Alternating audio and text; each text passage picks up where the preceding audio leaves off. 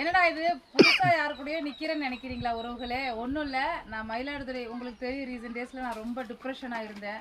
சரி அம்மாவை பார்த்துட்டு வருவோம் அப்படின்னு சொல்லிட்டு நான் இங்கே வந்தேன், மயிலாடுதுறை வந்தேன். வந்த இடத்துல எங்கள் அக்கா வீட்டுக்கிட்ட உள்ளவங்க, எங்கள் அக்காவுக்கு தெரிஞ்சவங்க தான். உங்கள் தங்கச்சி எனக்கு ரொம்ப பிடிக்கும், அவங்க நிறைய மோட்டிவேஷனல் பேசுகிறாங்க, எங்கள் லைஃபு கூட அது ரொம்ப யூஸ்ஃபுல்லாக இருக்குது, நான் அவங்கள பார்த்தே ஆகணும்னு சொல்லி நாங்கள் இருக்கிற கிராமத்துக்கு தேடி பிடிச்சி வந்துட்டாங்க பிள்ளையை கூப்பிட்டுக்கிட்டு. பிள்ளை என்ன படிக்கிற? 5th ஸ்டாண்டர்ட் படிக்கிறா. சூப்பர், நல்ல குவைட்டாக இருக்கா. உங்கள் பேர் என்ன சொன்னீங்க? தையல் நாயகி. தையல் நாயகி, நல்ல ஒரு திறமையான பெண்ணு. நான் கேட்டேன், இவ்வளோ ஸ்லிம்மாக இருக்கீங்களே, எப்படி வெயிட்டை குறைக்கிறீங்கன்னு கேட்டேன். மனக்கவலைன்ட்டாங்க.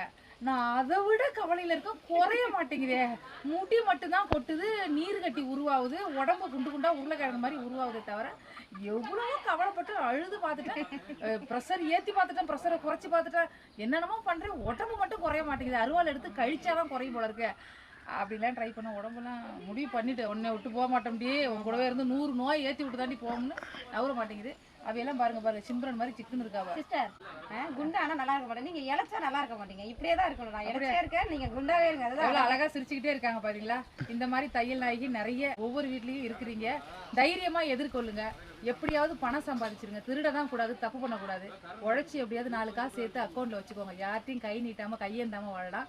இந்த பெண்மணி அப்படிதான் குழந்தைய அழகாக வளர்க்குறாங்க. இந்த மாதிரி உள்ள குழந்தைகளுக்கும் தாய்மார்களுக்கும் நான் தலை வணங்குகிறேன். நன்றி. நம்ம சேனலை, நம்ம இன்ஸ்டாகிராம் ஐடியா ஃபாலோ பண்ணுங்க. நிறைய பெண்கள் இப்போ அழுது போட்ட வீடியோவில் நிறைய பேர், நிறைய சினிமா நடிகர்களும், வெள்ளித்திரை நடிகர்களும், சின்னத்திரை நடிகர்களும், நிறைய பெண் உள்ளங்களும், நிறைய ஏழை எளிய பெண்களும், கிராமத்து பெண்களும் எனக்கு ரொம்ப ஆதரவாக பேசுனீங்க. நான் இவ்வளோ பேரை சம்பாரிச்சிருக்கேனா அப்படின்னு நான் ரொம்ப சந்தோஷப்பட்டேன். அதில் இவங்களும் ஒருத்தவங்க என்னை பார்த்தே ஆகணும்னு வந்தாங்க. நான் அலங்கோலமாக மல்லாக படுத்து கிடந்தேன் நைட்டு ஃபுல்லாக. அவ்வளோ நாகர்கோயிலேருந்து மயிலாடுதுறை வந்து டயர்டில்.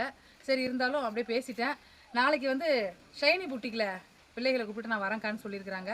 சரி அதுக்குள்ளே நம்ம ஏதாவது முன்னாடியே சொன்னாங்களே, ஏன்னா நம்ம கிராமத்தில் ஏழைகளுக்கெல்லாம் டக்குன்னு கையில் காசு இருக்காது. இவங்களுக்கு சும்மா மீன் குழம்பு சிம்பிளாக வச்சுருந்தோம், மீன் வறுத்துருந்தோம், ஜிலேபி மீன் வறுத்துருந்தோம், சங்கரா மீன் போட்டு குழம்பு வச்சுருந்தோம், கொடுத்தோம். இவ்வளோ தான் சாப்பிட்டாங்க. இந்த மாதிரிலாம் விருந்தாடி வந்தால் பிரச்சனையே இல்லை, சும்மா ஒரு டம்ளர் போட்டு சமைச்சிடலாம். கேமரா பிடிச்சிக்கிட்டு இருக்கிற மாதிரியும் என்ன மாதிரியும் விருந்தாடி போனால் பிடிச்சி போச்சு. ஒரே நாளில் 1 மூட்டை அரிசி காலி, கதம். எனிவே ரொம்ப சந்தோஷம் என்னை பார்க்க வந்ததுக்கு. நன்றி. ஹாப்பியாக இருக்கணும், நல்லா படிக்கணும், சரியா? அம்மாவுக்கு துணையாக இருக்கணும். ரோட்டில் போகும்போது முன்னையும் பின்னையும் பார்த்து போகணும்.